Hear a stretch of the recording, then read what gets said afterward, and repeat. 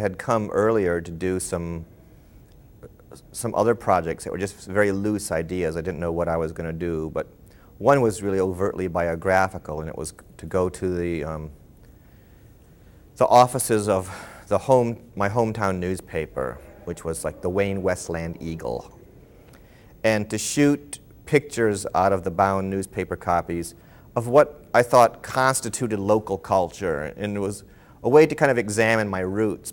I wanted just to have this kind of archive of the kinds of things that I grew up with that would have constituted culture to me as like in America and living in that place in that time. So I just shot out of these newspapers all these stories and photographs related to local culture, and that was really broad what that was like. And then the other project was I just decided to hire a man to take me in his boat to every island in the Detroit River.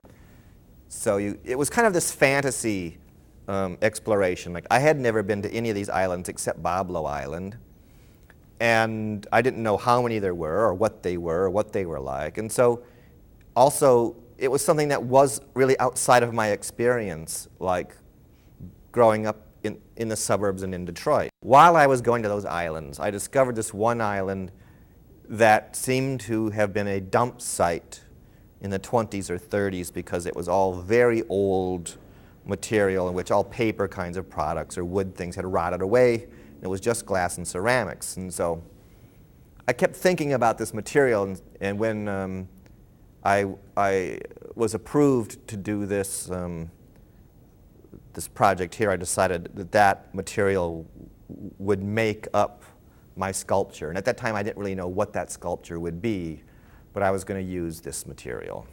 So I decided to just make the statue based on this one that was at my high school. And I went to John Glenn High School, and there was a statue in the library, and I based it on that statue. So it's twice the size. But it's not really important to me that it's John Glenn per se. It's just the kind of figure you would see a public sculpture of. You know, and to use this stuff taken out of the river that represents the past, you know, that represents a kind of, in a kind of archaeological sense, you know, this community, even though it's junk, it still kind of signifies the historical in a kind of really broad way. And so I had a cultural connection. I mean, I didn't grow up in the downtown part of the city, but I came down to go to music concerts and see art shows, and I was connected with it in that way.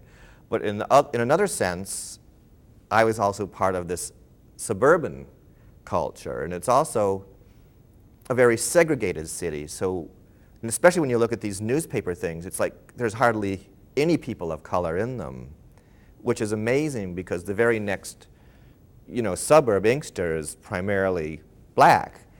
And so I thought that was an interesting thing. So this whole thing about what a Detroiter is, of course, becomes a really loaded subject later on. But at that time, it didn't seem to be such a thing to me because a lot of the things I was interested in and involved with were more mixed, because that was also part of that whole kind of hippie thing, was like things were all mixed up and cultures were all mixed up, and you didn't pay much attention to that kind of stuff because everybody was kind of trying to escape their own culture.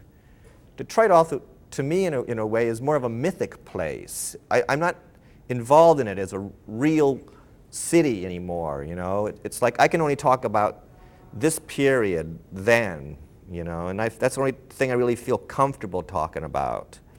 And I have to treat it, in a certain sense, as mythic because it's gone. And history is like a story. History is like a narrative, and you create it. And I'm trying to foreground that idea, too. And maybe that's why I put a lot of this ridiculous kind of things in there, too, to make people know that the construction of this history is not to be taken real seriously, you know? Like, it's true in one sense, but it's fiction in another sense.